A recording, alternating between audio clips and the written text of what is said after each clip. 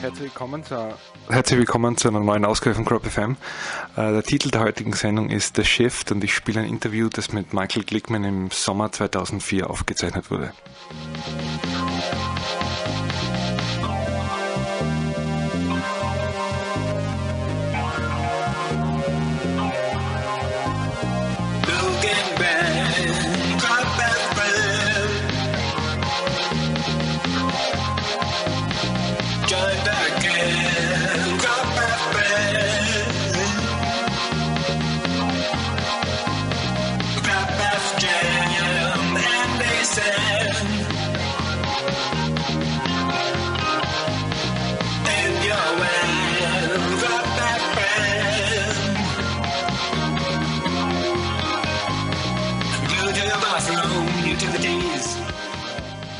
Und heute gibt es zwar genauso wie jedes Mal einen Cropcom, aber der hilft heute nicht allzu viel, da ich dem Gast die Fragen natürlich schon gestellt habe.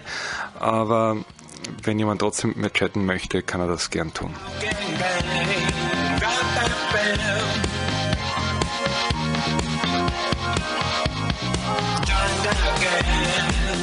Und erreichbar ist der Cropcom wie immer über die Website-Adresse von CropFM, cropfm.mur.at und dann ganz oben auf Cropcom klicken. Kein www vor dem CropFM, einfach nur http://cropfm.mur.at.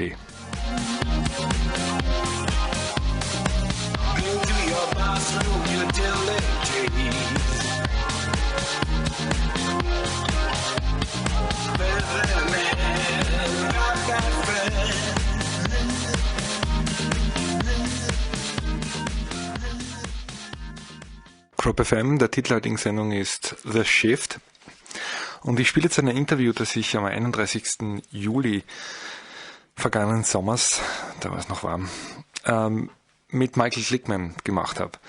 Und zwar bei ihm in Horton, wo er wohnt, in Wiltshire, mitten im Kornkreisland. Ein sehr nachdenklicher Michael Glickman, er ist durch schwere körperliche Krankheit in seiner Bewegung stark eingeschränkt. Er kann auch keine Diagramme mehr zeichnen. Auf diesem Ankünder, auf dem Ankünder auf der Website sieht man im Hintergrund in seinem Foto diese Poster und er hat also sehr viele Diagramme dieser Kornkreise genauestens nachgezeichnet mit der Hand. Das kann er jetzt nicht mehr tun. Wie gesagt, ein nachdenklicher Einstieg über die Saison 2004 und die Fälschungen, die immer besser werden. Aber nicht das Wie ist wichtig, sondern das Warum, die Bedeutung. Es gibt wahrscheinlich tausende verschiedene Möglichkeiten, diese Kornkreise ins Feld zu zeichnen. Aber wirklich interessant ist, warum werden sie ins Feld gezeichnet. Jetzt nämlich die also nicht auf irgendwelche Gruppen zurückgehen, die bekannterweise sehr erstaunliche Dinge da vollbringen, aber dennoch. Im Weiteren geht es dann eigentlich um die Veränderungen, von denen alle sprechen und natürlich das Jahr 2012 darf nicht fehlen. Und ich habe es eben Ankündiger schon geschrieben, 11 außerirdischen Zivilisationen, er bezeichnet sie als unsere Cousins, die also da mit uns Kontakt aufnehmen. Föderation, klingt wie Star Trek. Und er glaubt, dass in den nächsten 5 Jahren das Ganze passiert. So der ehemalige Architekturprofessor in Kalifornien, Michael Glickman. Und er fragt sich 3-mal am Tag, ob er nicht völlig verrückt geworden ist. Und ist er das? Das ist die Frage. Wenn er es nicht ist, dann steuern wir in der Tat auf eine sehr interessante Zeit zu. Und wenn er es ist, dann bleibt die Frage, warum sind diese Kornkreise da? Ja. Hier ist also Michael Glickman, aufgenommen wurde das Interview im Sommer 2004 am 31. Juli. So we're here today with Michael Glickman. And maybe the first question I would like to ask you is, what is your impression of this year's season? How are things developing this year? This is not a comfortable question. This has been one of the bleakest seasons I've ever known. there's been an enormous amount of hoaxing, and though it hurts me to say this, some of the hoaxing is of the best quality, better than I had thought possible. This breaks my heart. But I also realize that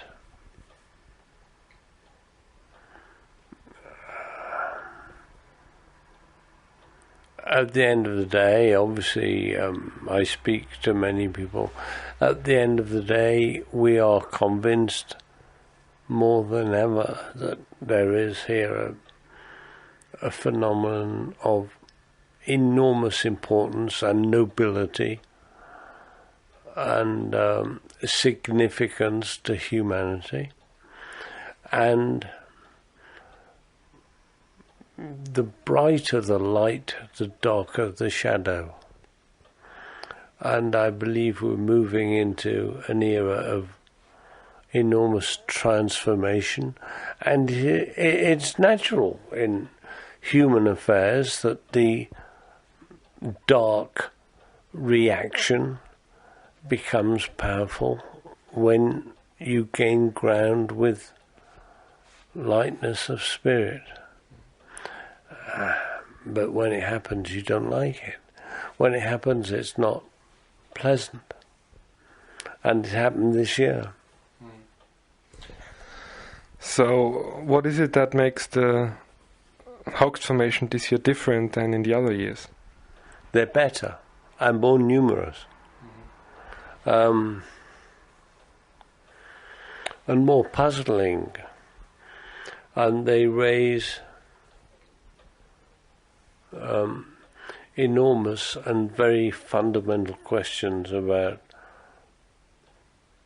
less the nature of the crop circle phenomenon than the nature of mankind. What is so powerful in the spirit of so many people that they wish simply to pollute and destroy and befoul, and they're the thieves of joy. I mean, they are the equivalent, in my view, to young men who sit at computers and send random viruses out to people they don't know to fuck up their computer. They are the equivalent in spirit to teenagers who walk through car parks and scrape the paintwork of an unattended new car. What joy can you get from this? Is it maybe jealousy? I don't think so. I mean, I've been too close to this phenomenon for too long, and I've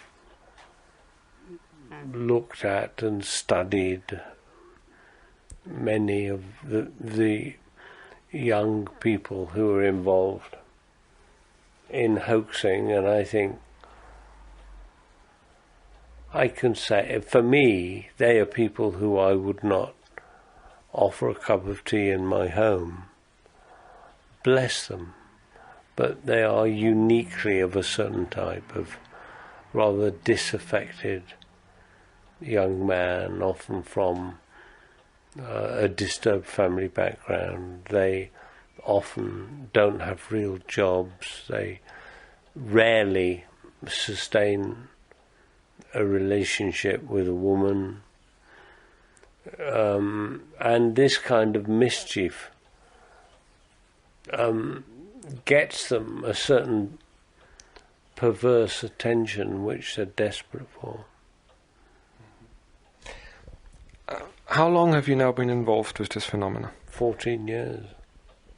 So it started, I think, well, it started obviously hundreds of years ago, as we learned, but it started in... No, it didn't.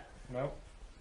What makes you think it started hundreds of years? Because we heard several accounts, and also there are old carvings, I think it's called, where those circles are shown. You don't think that's...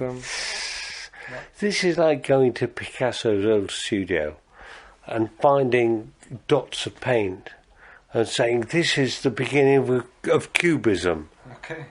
You know, Okay. I mean, they say there have been circles in the fields in the earlier part of the 20th century. There are stories. But this is really, as far as I'm concerned, the equivalent of shaking the brush out, you know. I mean, it's not important. This phenomenon started in the late 80s. This phenomenon. And to go back and look for earlier isolated circles is interesting but useless. A distraction. Just as to find rock carvings is useless. I mean, there is no real synchronicity. Humanity has produced repetitive shapes. What? Do you want me to say that the crop circle is evidence of an interest in ceramic dinner plate making because it's round? Or is the crop circle evidence of an interest in automotive transport because it's the same as the wheel? You know? I mean, there are all kinds of people who look at these posters and say, oh, we've seen that shape on the doorway of an Etruscan church. Well, hey, that shape is not unique, you know. You find a simple shape, you'll find it repeated historically around the world, and you need a degree of discernment to understand what is relevant and what's not relevant. By and large, I think this stuff is totally irrelevant. So you started to investigate this phenomenon 15 years ago. That's I started to experience the phenomenon. Okay. I would hesitate to join the gang of people who claim they're investigators. I'm an experiencer. Okay. And I have a few ideas. A few crazy ideas. What was it that got you interested in a phenomenon so that you stick to it for all those years? Look, fundamentally, with the benefit of hindsight, I believe I signed up many years ago. I believe, certainly I feel so comfortable now in my activity. It seems everything I did before was leading to this. What overtly made me interested was I'd been an architect, and so I had a background in design and number and geometry. I was very interested in this. I was also interested in, obviously, how things were made in the real world. So this was an interest to me. I'd also been interested in film, and I had some experience in special effects and how that was done. And above all, I think, like everybody, I was interested in the inexplicable, the strange, the unknown. This was very attractive to me. And then when I went in my first circle up the road in 1990 at Alton Barnes, I never really got out. I mean, that was the change of my life. Okay. So destiny comes to mind then. What? Destiny is a word that comes to mind if I listen to you. I suppose. Whether or not it was destiny, I am the happiest man on this planet. I am the most fulfilled human being. Totally comfortable in what I do. You're also preparing a book right now. Do you want to talk about it already, or is it no? But it will be about the crop circle. Oh, that's a surprise. It's a very intense book. I've been working on it for 14 years, and so immediately after you came in touch with this phenomenon, or you decided? I didn't know, but I was methodically taking notes about everything. All my lectures, I started lecturing about this subject in 1990, and all my lectures are recorded. I've just got a comprehensive archive, and it's very interesting going back, and it's like archaeology. I'm digging up my evolving position in relation to this. I find it very rewarding. So the book is going to be quite big, I think, quite thick. No, because I'm quite lazy. Okay. Well, that's good, because I'm lazy too, and then it's easier to read. Yeah. So back to this year's circles. What do you think are the most interesting that you've seen this year? And then maybe on to the most interesting you've ever seen. This is a very difficult question. I'm sorry, I seem to pose a lot of difficult questions today.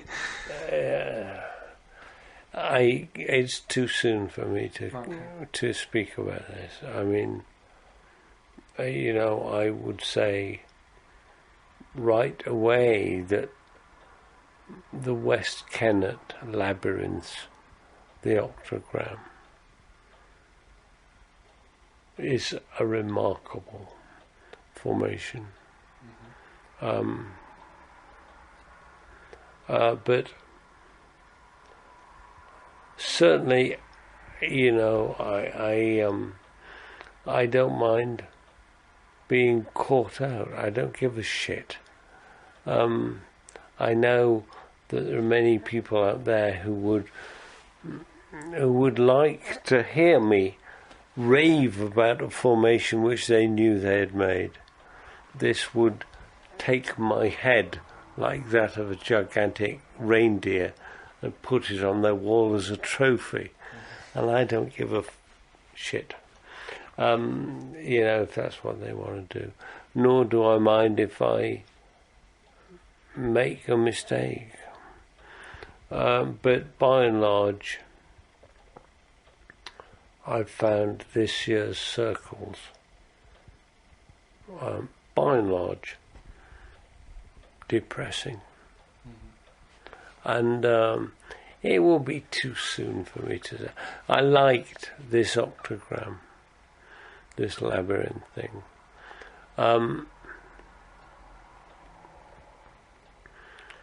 Other than that, I don't know. I don't know.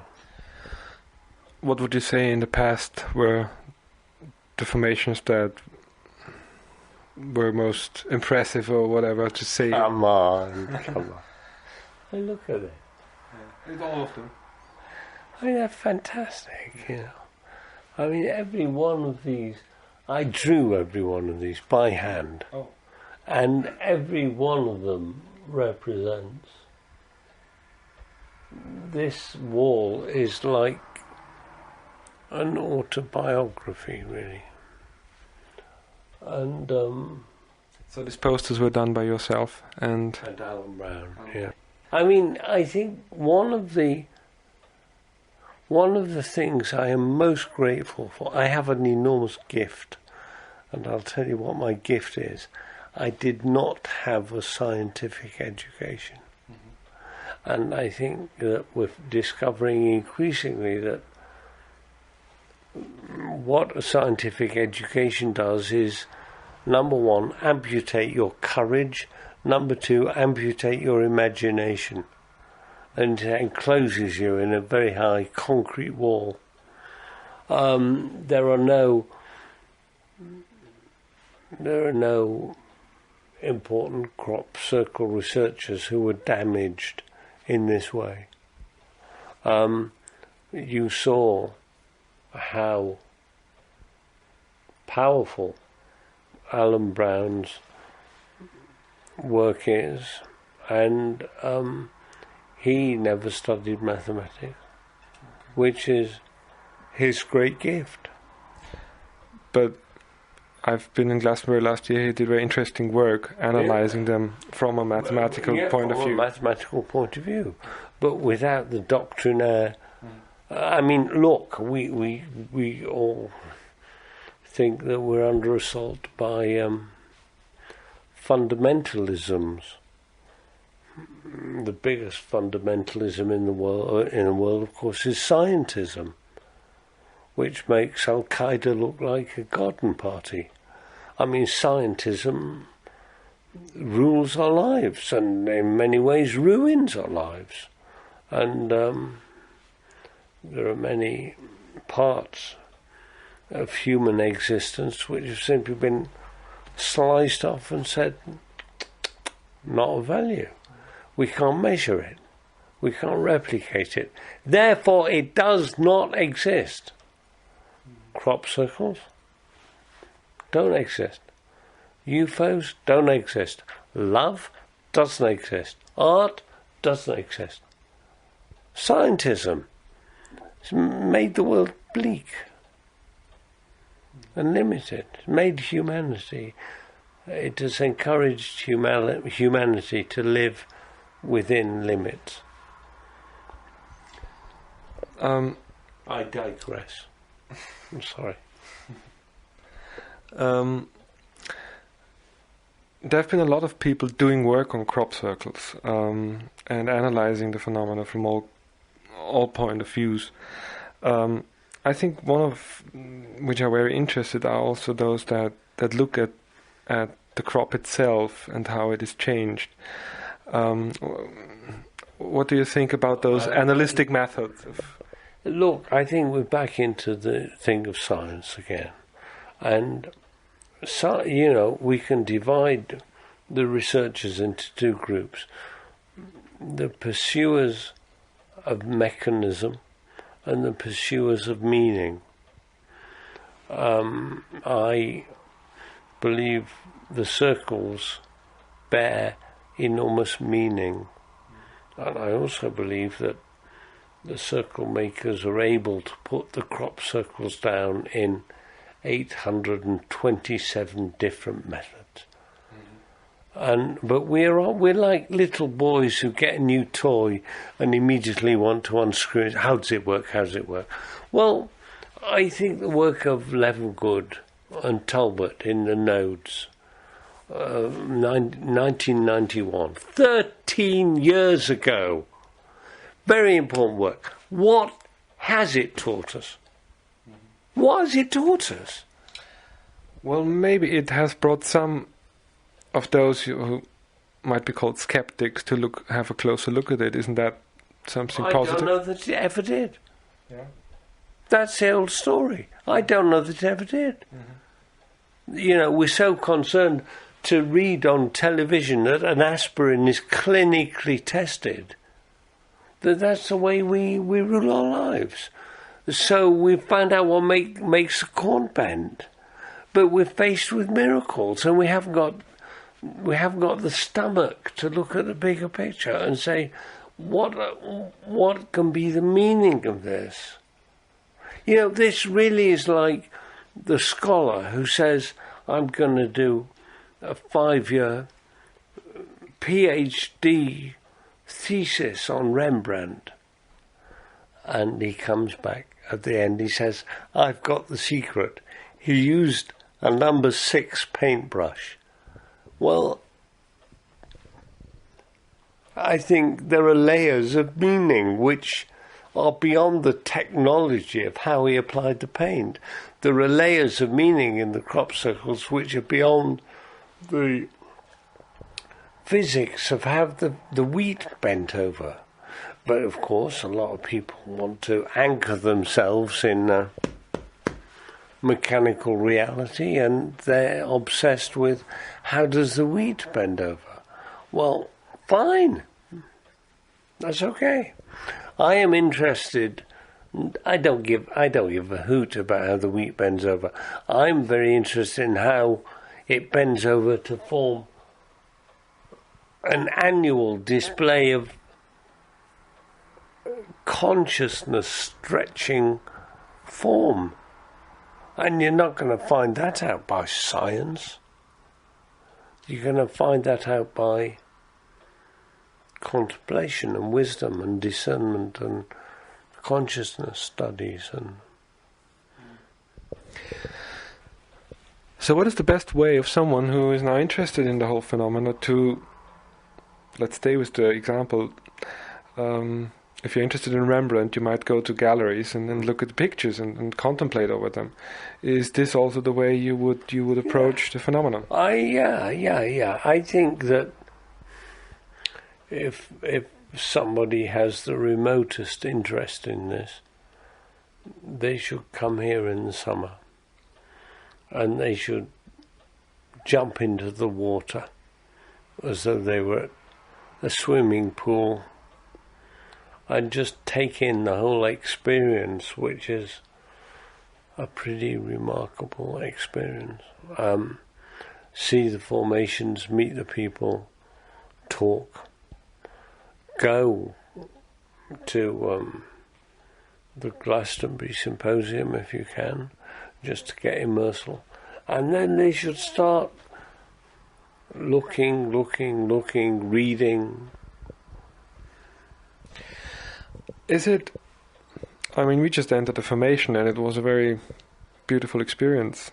Would you say that this is also an important aspect if you approach it? Yeah, of course it is. It is. You see, I now, because I become increasingly immobile, I don't go into circles. But I've been in hundreds, and I've got them. And the truth is, here, I'm absolutely at the centre of things. I know when something arrives very quickly, and either somebody comes here with a digital or a video camera and shows me immediately, or else I get stuff sent through on the net, or I speak to people, so that I am as close as anybody who walks into the circles to the nature of a formation. But I must say, the personal experience is crucially important, I think. For me, one of the great enrichments has been the fact that since 1990, I've been drawing these formations by hand. And I've been obsessive about that. I would stare at pictures until my forehead would bleed, I've spent hours and days and weeks drawing, and very often it wasn't right. You start again. I've done it very often. You draw this by hand or use a computer? You draw it by hand? Always. I did, but I now I've virtually lost the use of my right hand, so I can't draw anymore. But I drew them by hand, and you see what's very interesting is that the experience of going into a circle is an event. It becomes a life event, and it's very much to do with what was the shape of the circle, what was the weather, what was the landscape around, who were the people you met, how did you feel, and all that becomes a layer of memory around this event. Now, for me, I was very lucky because I simply went home with my notes, my measurements, I photographed, And I then spent hours, days at my drawing board. And this became another event. I took that event and I turned it into paper. And this was an enormous experience for me. I mean, I look at these drawings and I remember some of them were done in West Hampstead in London. Some of them were done in a rented house in Stanton, St. Bernard, down the road. Some of them were done in Milton, Lilbourne. Some of them were done in Santa Monica, California. Some of them were done here in Horton, Wiltshire. And every one of these symbols contains for me a multiple layering of meaning, which I hope in some sort of way has brought me closer and closer to an understanding of this phenomenon. When looking at the media, I mean, there's all kind of crap, but that is just blown up until you can't see the skies anymore. Why is it that this phenomenon, which is interesting, beautiful, and which is a yearly event, is not in the media? I mean, maybe this is a stupid question, but I mean, I mean, would you like to have been the newspaper editor who published the headline, "Earth is round, official"? Yes. Well, you would have been executed. Are you kidding? Would you have liked to have been the newspaper editor who published "Heavier than aircraft can fly"? Now, no matter what you say, it took them 6 or 7 years. It was flying. There were photographs. Nobody would talk about it. So is it... Humanity is desperate, first for survival. They want just to survive. But a very close part of that is keeping things the same. And one of the biggest threats is change. Change sends ripples of horror through our world. But if you look at our world, it's pretty much on the edge. We know that this is not sustainable development that we're doing. It's going to collapse. So, shouldn't change be welcomed? I mean, why is fear... It's all very well for you to say shouldn't change be welcomed. It's all very well for me. Speak to your mother, your grandmother, your uncle. They don't want change. No one wants change. They would like to improve that bit and that bit, but basically keep it all as it is. The last thing they want is the intervention of non-earthly intelligence, which proves to be massively more evolved and intelligent than we are. That would really rock the boat. So, you raised a good point. So you think that this is an intervention from outside? Yeah. Why? Yeah. Come on. I mean, why is it an intervention from the shop on the corner? Come on. Well, there are people that think that this could be produced by ourselves, and then it's sort of energies that produce. Bless them. Okay. So people can think what they like. It's what's called a security blanket. Do you know what a security blanket? Yeah. Well, there are a lot of people, like little kids, who walk around with the security blanket. They're all hoaxed. You know. Yeah. Do we have any idea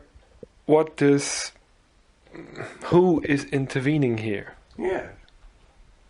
Yes, I do. Yeah. Do you want to talk about this, or is it something that you would like everyone to find out for himself? they're going to find out for themselves. Like that is how they're going to find out for themselves. And it's going to be painful. I don't exactly know who it is, but it's from elsewhere. And it is, I believe, a group of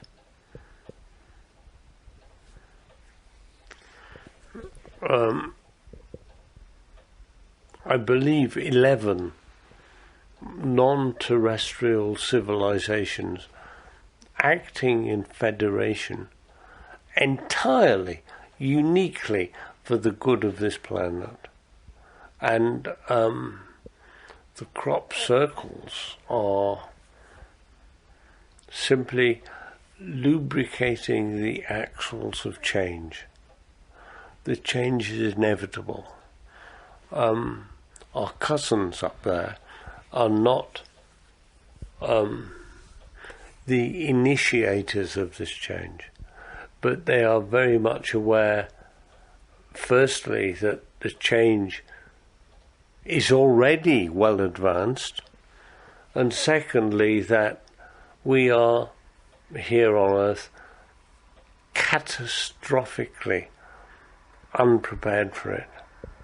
So I believe the crop circles are a way, really gently, of drawing us forward to the notion first that we're not alone.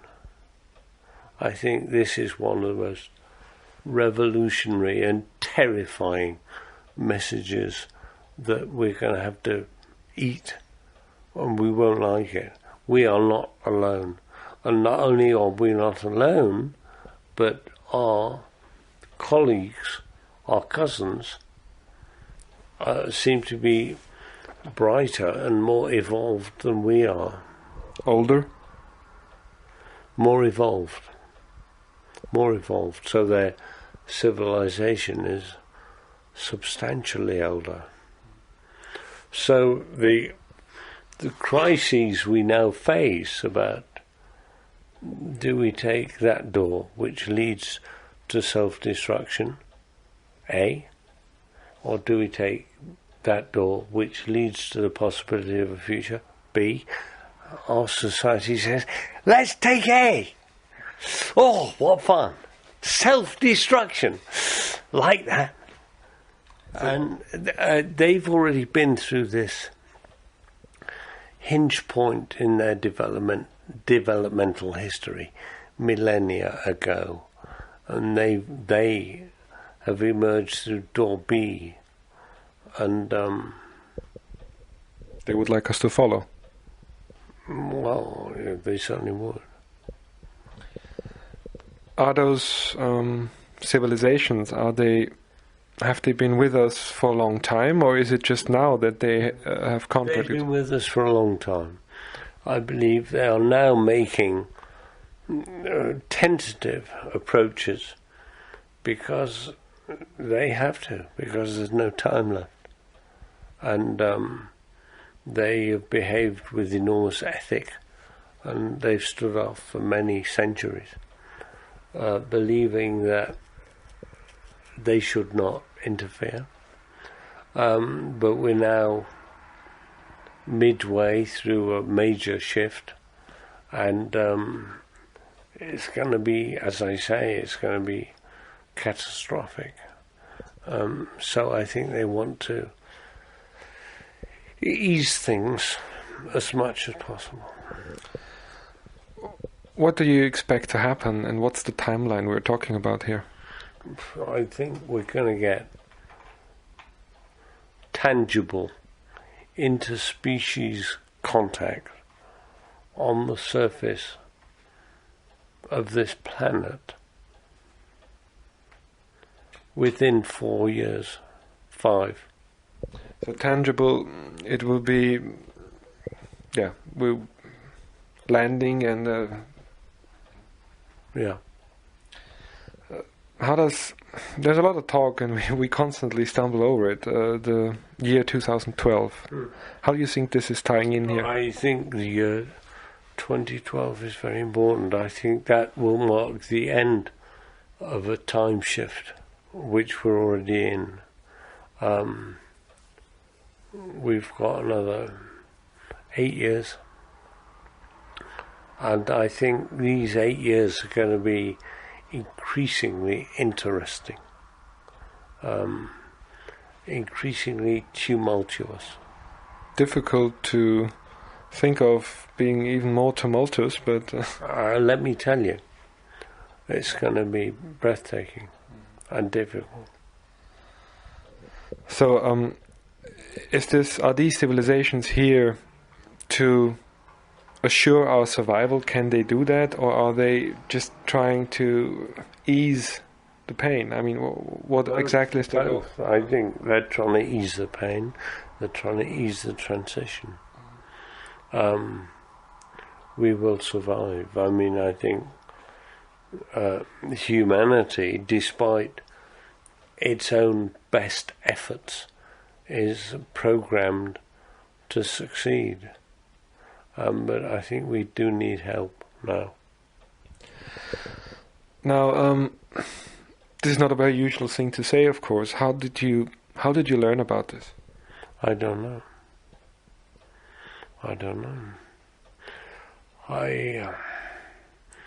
This is very difficult, and this is a question I always get. They say, how do you know?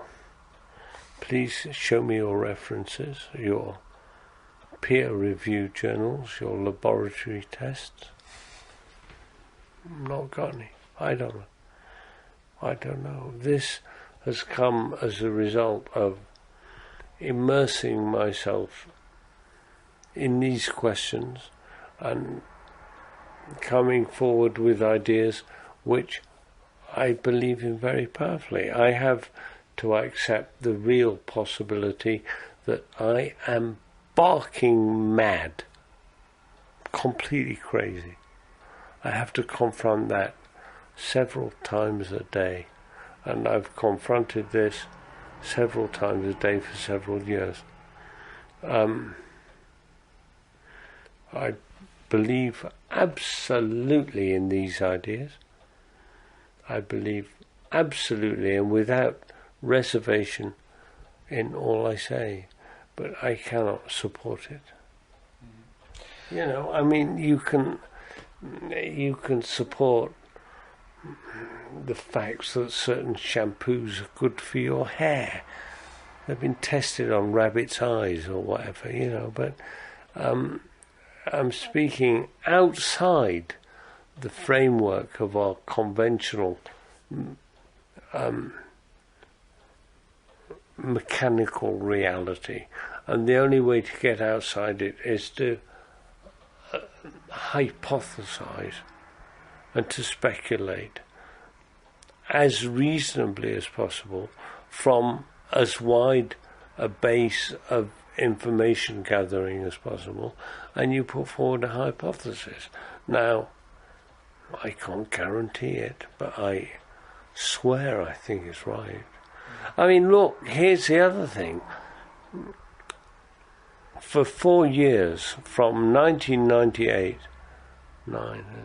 to 2001, I correctly predicted the numerology of the following season.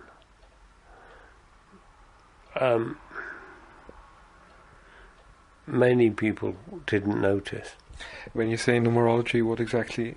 Well, I mean, we had never had sevenfold geometry, and I predicted that would arrive in 98, and it did. We'd never had 11-fold. I predicted that would arrive in 2000, and it did. We'd never had 13-fold, and it arrived in a slightly strange form in 2001, then with more articulacy in 2003. Many people simply ignored it, and those who didn't ignore it presumed that I'd been visited by a white-robed figure or something, and I just said, no, if you're close to this and you work through it, you will see there is a sequence in the communication which allows you to predict and extrapolate the narrative. Mm-hmm. But much of it is intuitive information, or I don't see myself as a channeler. I do not receive channeled messages, but I do receive communications similar to channelings.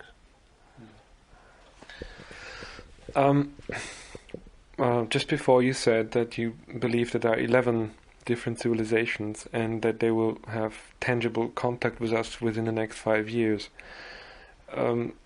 Again, I mean, how did you come to those? Or sooner. Not later. Not later. So there is a... I have to ask again, how did you come to those? How could you convince yourself that this is going to be the case, or that this is the case? I've felt this for a long time. I've also felt for a while that 2004 was a crucial hinge point in these events. And several things have happened in 2004 which confirm my overall view. I mean, do you know about Robert in Holland? The young man. Yes, I heard of him. Yes, Linda Howe did interviews with him. Nancy Talbot is doing the work. Okay. Linda Howe is reprinting it, okay. But Nancy is doing the work. But one of the most important things about this young man,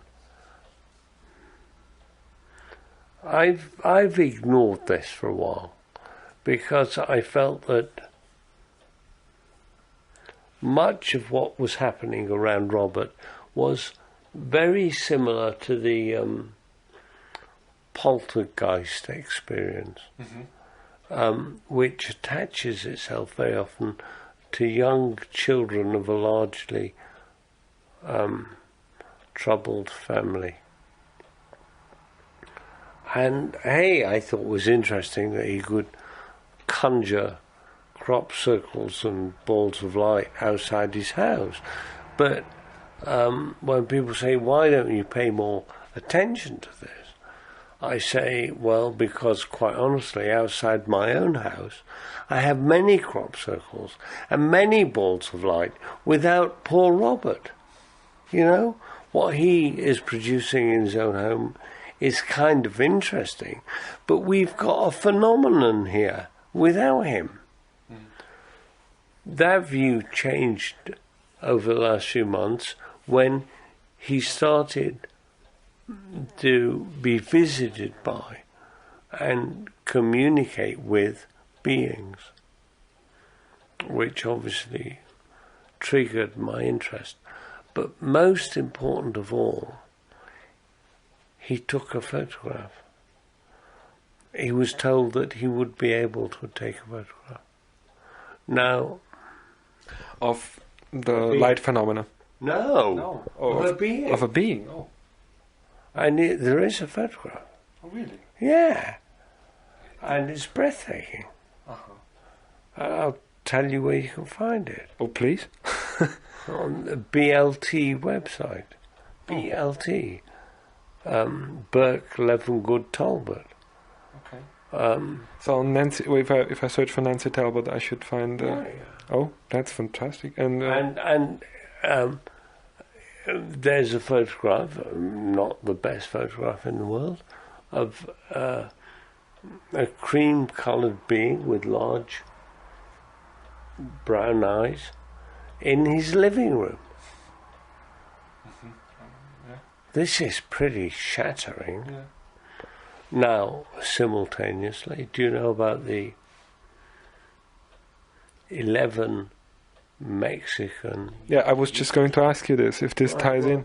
You see, what happened with this, which is unique, is that there is information going around that this squadron of 11 UFOs switched off their cloaking mechanism. They said, okay, let them see us. So that, there have always been vague images of UFOs, but this was crystal clear.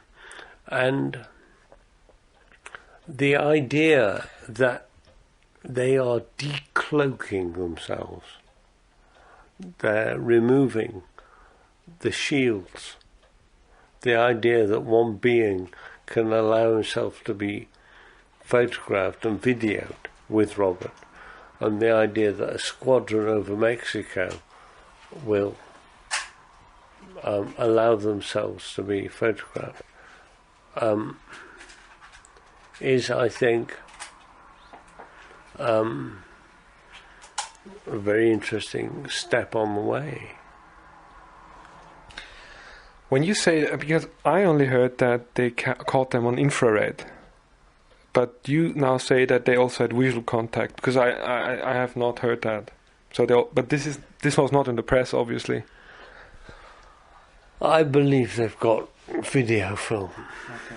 But because also there was quite all around the world, actually, apart from the USA, there was quite extensive extended covering of this, but not only of the infrared, which is astonishing enough. I mean, I think the key to it is that whatever they allow us to see, it is not all there is, and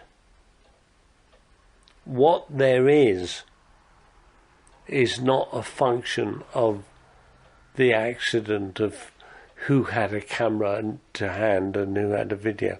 What there is a function of decisions made up there about just how visible they presume humanity, just how visible they should be for humanity's current position and state. So I think they are judging that we are starting to be ready to see more. And 2004 has been a little hinge point in this trajectory. I think we're going to see more and more of this now. There was also an incident, I think, in Portugal, am I right? Of about the same flavor, if I remember correctly. There also the military had footage. I don't know, but I think it's now going to be a cascade. Mm-hmm. I mean, I think this is a very important point in history, because as far as I remember, this is the first time that official military, and I think it was also generals that were quoted, is admitting that There's something else going on which is very interesting. That people say, "Oh, the world is terrible. The Middle East, genocides, the Iraqi War, the corruption in America, loss of freedom, blah blah blah." But again, I would say, the brighter the light, the blacker the shadow, and there is an argument that 9/11, the Iraq War, the Middle East situation are part of a gigantic iron mechanism controlling events, and that it's clonking around whether we like it or not. Now, I would point out to you that at the end of July, the American Supreme Court ruled that Guantanamo Bay was not legal. Mm-hmm. Surprise? Well, it's surprising that the Supreme Court, within 2 days, the Israeli Supreme Court ruled that the barrier wall was not legal. Oh, I heard, yes, that's right. Within 2 days. Mm-hmm. Now, in our mindset, we say, oh, well, coincidence. But I think it's not coincidence. I believe that just as 9/11, the Iraq War, blah, blah, blah, were moves by the dark side, so there will be countervailing measures by the light. And it's going to be a battle, but it's going to be interesting. So we really are in this war between good and evil, as George W. Bush said? Yeah. Some people think that the wars, like Vietnam War and other wars, are actually fought to be a distraction. Do you think that this... Yeah. I think certainly so, yeah. So it's not really about oil, it's just to make people look the other way. I think it's about both. And I think what we're seeing in America and here in England is the biggest, most spurious and superficial gift that our governments have ever been offered is this nonsensical war on terror, which they're promoting and exaggerating. You can't believe, there will be an attack on Heathrow Airport. Move the tanks onto Heathrow Airport. I've been on Heathrow on that day when they did move the tanks there. Did anything happen? Shit, no. But that's because they moved the tanks there. Nah. And now they're saying that we have hard information that there are going to be attacks on federal buildings. There won't be an attack on a federal building, come on. There is an attack on the consciousness of the American people. That's the attack. But that's all spurious politics. So, just to give an outlook now, moving back a little bit to our original subjects, which were crop circles, but which obviously do tie into a bigger picture, which is actually even more interesting. Where do you think the phenomena is taking us, and how do you think that crop circles influence us? How do they contribute to us easing down the ship? They stretch our consciousness. They stretch us into... I mean, I knew nothing about most of the things I now study before. I mean, I went through architecture school. I was a professor of architecture in California. I knew nothing about geometry and number and design before this. This is what has amplified my understanding of things. I think the crop circle phenomenon is a very, very knowing curriculum.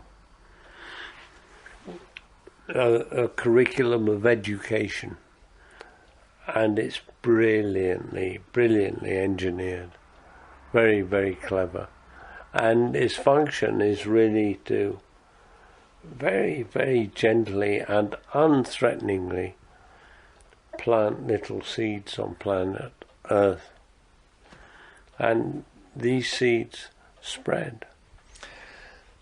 How is the information transported? By looking at them, by going in them, or just because they're there? All three. All three.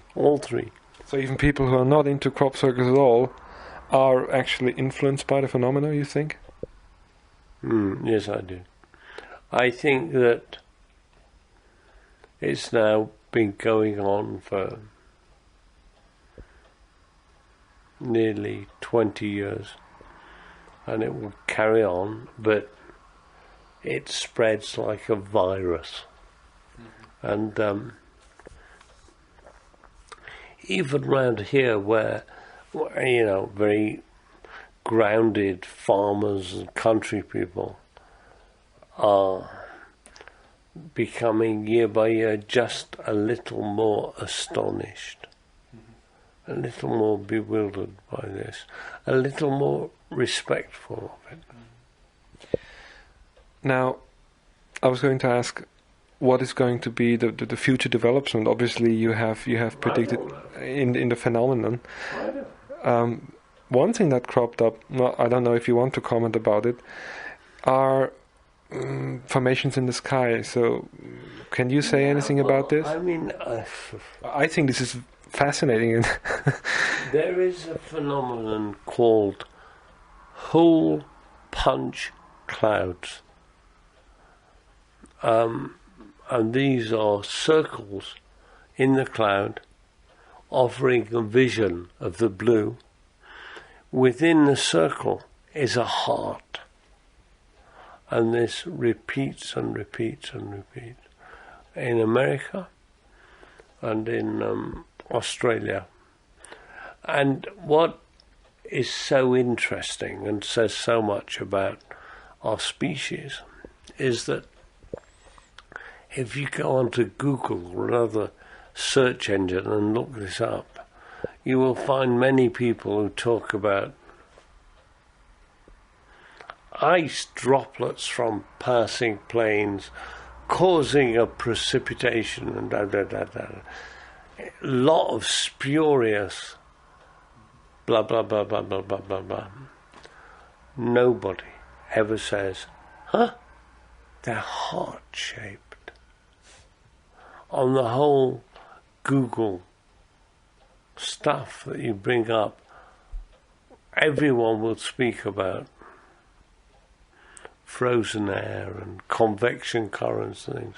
Nobody mentions that they are consistently the shape of a heart, let alone how you might form a heart in the clouds. Now, going to a kind of medieval faith-based cosmology, if God was up there and was saying, hey, you guys down there, you need to love a bit more. You need to think about your hearts. What could you better do? Take advertising space on TV or get the headlines of newspapers saying, God says, think about your hearts, love more. No, but hearts in the sky? I mean, it is so poignant that these things occur. They are not in the papers. Nobody notices. Hearts in the sky? Can you believe this?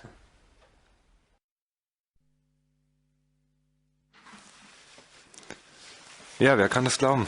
Herzen im Himmel. Ja, das war Michael Glickman in einem Interview aus dem Sommer 2004. Ein Interview, das mich zumindest sehr beeindruckt hat. Ich weiß nicht, wie es anderen geht. Ja, viel mehr gibt es zu dem Ganzen nicht mehr zu sagen. Wenn das, was Michael glaubt, dass eintritt in den nächsten 5 Jahren tatsächlich passiert, dann können wir uns auf eine sehr interessante Zeit einstellen. Das ist ja lustig. Ne? Das nächste Mal geht es um die Kirche und um satanistische rituelle Missbräuche in der Kirche, Satanic Ritual Abuse. William Kennedy ist bei mir zu Gast, ein Herr aus Amerika, der mich angeschrieben hat, der den Father Malachi sehr gut kennt. Und Malachi Martin war ja lange zu Gast auf Coast to Coast mit Art Bell und ist Exorzist, ist auch quasi die Romanvorlage zum Buch Der Exorzist und auch später zum Film. Starb 1999 und hat sich sein Leben lang, war katholischer Priester, hat Exorzismus betrieben und hat sich gegen Ende seines Lebens um Missbräuche, die also vor allem in den 90ern und zuletzt wieder verstärkt auch an die Öffentlichkeit gekommen sind, aber natürlich viel länger passiert sind. Und William Kennedy hat ein